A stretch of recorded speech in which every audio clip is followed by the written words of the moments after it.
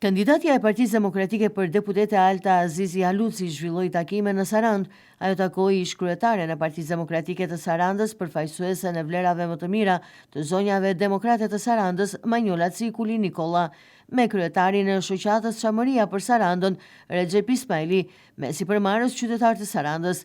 Takim me vlera dhe besim për fitoren e sigurt të Partisë Demokratike dhe koalicionit në Konispol me përfaqësuesit e vlerave më të mira të Konispolit, ish-kryetarin e Bashkisë Konispol Petrit Mullaj, thot Haluci. Ajo vijoi takimet edhe në Ksamil dhe Konispol. Ne jemi alternativ besimi dhe shprese për qytetarët tanë me vlera dhe dignitet, thot Haluci. Kemi program të shkëlqyer për të rinjt, familjen, pensionistët, bujqësim, fermerët, biznesin, sipërmarrësit, për arsimin si dhe për shëndetësinë, që janë prioritete kombëtare.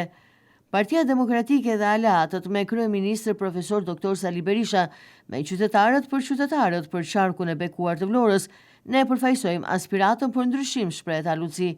Kandidatja Haluci zhvilloi po ashtu një vizitë në familjen patriotike të Brahim Osman Haxhiut, me dajon tim të shtrenjtë Fatmir Sami Osmanaj, përfaqësuesi vlerave më të mira të fisnikërisë së Labërisë, krenare nga Mavrova e Vlorës, me bekimin dhe mbështetjen e tij për të përfaqësuar me dinjitet dhe vlera Vlorën e bekuar madhështore, shpreh Haluci.